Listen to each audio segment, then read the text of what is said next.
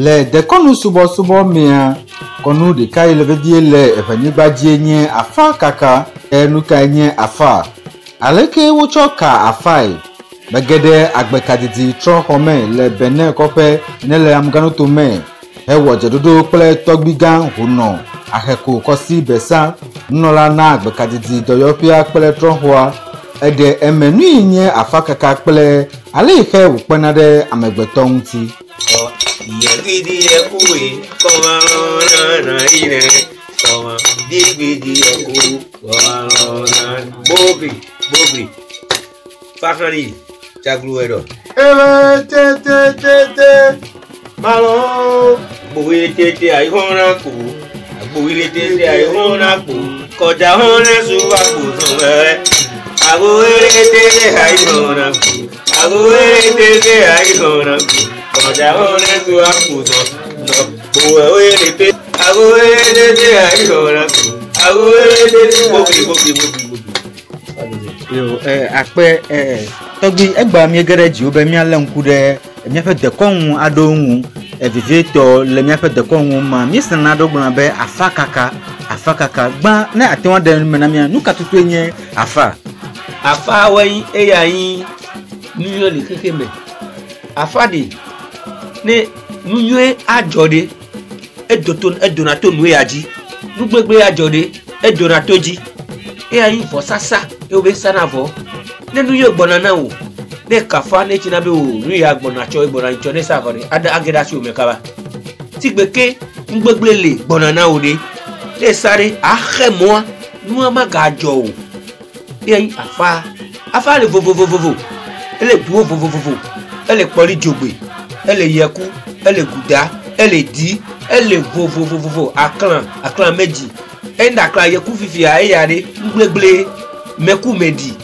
efi abede obe futo ele ojibe ahuwo foa mendeke o keselo vide la si o le o me alo family me ke o bia no e po yeku medi a o eku ima afade e a dana nwe e a mawu kodo bede ni no dana miawo boko lemi no kopo bi ono bioji makana asana o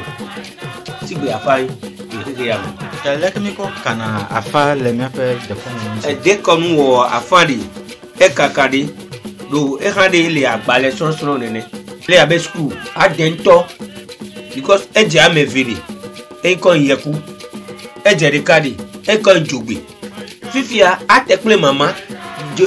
yeku adikava jogbe adikava yeku adikava e yeku ogbe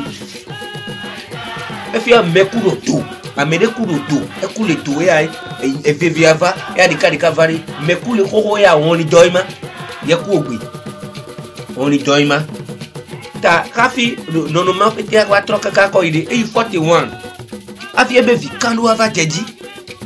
ai votata kemi wa awo dele o be legba nde kemi legba o nu jojo ya legba e ya ho afa nu ke voke tari e ya ho afa do na o me o to le fi mi igbe o kafla e fa gbo e fifi be me kafana so de gbele alo so le dole every baby kafa na kodo moje venu ma me glori ameke ado to fimide eya me go for tata ko ina ndeke ma wa meleke o ake eya tolilia tigbeke amede odo legba ri me amede ba bosa me abosa wo aho nya avai wo na o ameke no odo yanjia e akunma o to ima because mi amegbeto ni ma wo mi abelan nene ele ale ele gbo ele yin ele chanta ti gbeke mi amegbeto ri amedele de econoviade numbla iko akpone aka amedele econovia na to ya to eri akoto enla ke ejia e ya ima ya bu ko ri me wona ti be ni khona me dagbo ma wo dova ma wo ke bere mi wo ko khwa me dagbo abi adankule ba bo ke wodoa ya mi aka mi ha wo le ke ya egbele na vaye me hebe gereji o be ne amade jore anyigbaji a ejokwe jojo me ade he watanwa kafa akpobe nukai wa vazualu leke akpama e ya yin poli e ya mebe poli amede si ade ya ojiore wa bia poli ke ji ezonwa e jojo me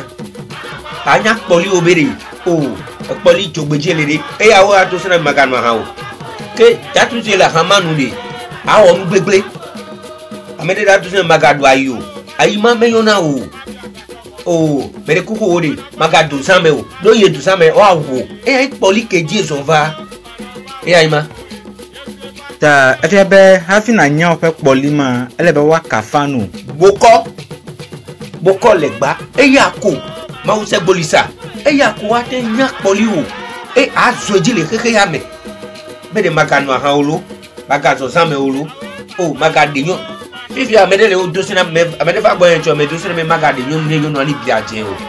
efiabe un biale un le ga ide yo jere e tu ku khele be khome e ima mi ata de bi yo ki ade magabia o poli keji ezore e ya ima amede le robe magadu same o poli o ima amede me le vidi po no kai na meji o be poli ya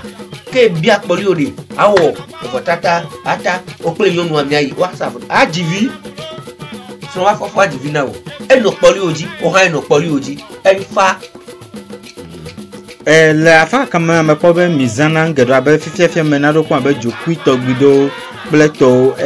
be ko be gado ma miten wunedi akli like mi wona fi nyana amade ma wona opona una mitojia Jessica we mi pona fanya ba me fa nu enyanwi eyan afia ba nu gomede de kale ma hu gomede de anyi ma me de na ogban be de e fadi ele abe school gede enyi ado jindeme yonu ya eji do jindeme cho devi me kaka me ti deme no vi yewe ya tade ele abe school gede ni e danu alede me e bu alede anya bele amefenye ya e jange alede anya bele kanye ya ta e ya khlegbele akote free ale e mi tena free anye ya e kwa ye wali awali e ya bi obeche chenye ya e ya tu megbe toke yo be tu gan ba tu megbe fete ya yo be fu e ya fu meji jogbe ju to e ya be jogbe meji ya e ya ye ya jogbe ya e ya jogbe kumo ne tedu ya do leji ya na ya be mo kun ne le free mo kun na o e ya ye kwa e ya ikuto me kuku me e tepede mi wa amefi amene komi wona e kwa e kuima khafi avako duya aterika deka do ya va mamelifi ni ko bubule esemea khafi wale ka va do fi aka wale ni ko bubule si khafi ava tro ya di khafi ava tro di ava du che ke fiari e wori ako eke ko va fi akova nko gbeson efebene amava mi agbobe yava akpo ipenade efebeva afakape ta ya onyemu yo mi wona ati akpo mi efejima male akafi akpo amebe dolele alo ameba gbedidi alo ameba gbekoya nu ya mi awo kafi anya mi amemi yana le la ka mi oga fi anya men anu akoima wa nu ari ma uko mi ko deji bede mi wo abele ke mi ha mi de school wa ke mi wona me iko de nya be big bede enya be bi sigbe ke mi ha ezumiato nu so ya mi so ke mi ato gbe to gbo afaka kare leka akopere nyan abame gboto ne pepere nka onami afa na pepere nyan me gboto di siade le keke pastor ndola nkongbe ndola ne siade be ne amede be le keke me ka fa po benye pastor de luka jo afi oponanu luka na oponanu faide mate foko wa be ma ko aponu re aka fado kafi ahun church khoa ele kangbe abiabe enyoa mewa anyoa akpomi kongbe a fotata ka eleme kafi ajegon meji amede seri ka kune church wa ore awo akapo abia o enyo okay ma jegon me do yin ma ka te ifimi ru ka ke ejoto mo ma jigba me de si ade le keke ame akafa anya ogbe poli ogbe jojo me amede fa amede le de epo eko akoko ya anoda amede le achumo na me ahwa me ya ake o fifi ane ko he na be na to ame atento ya aha sigbe mi amegbeto e ya ifa amegbeto be jojo me ya ifa ya ma uko duva ma wewe me mi a dovao do economy le soro de awe e jiore mere anyam ni asoro de atebe school le bi ade bere ta efia be eyo kata menye abosan onya o family abosan o mount oglobe de mokeji ato abu ma amaede pa nunya ede make le fanya de enya gbale pa because duoma leke a wacha gbea enya me vodure a koklo de lefia ere komizana pe hopi komi akokanfa anya obagbe agbona o sigbe nya gbea ka fuma jo me atan aka de po apobe leki oh makana me kanali fi ha ba makale akple e ami yo be akple anya akple e yari e fa du yoyo e bi yo na tena leji ta hokwito peto a yo ni akpla ka woto a e ya na tuke jaide e abi aba terofi akota vona o apodu adeji ke moze fi nu akoye ne gbe mi akova daru akodaru na tinde go mi akodaru ke ewa e dana o no le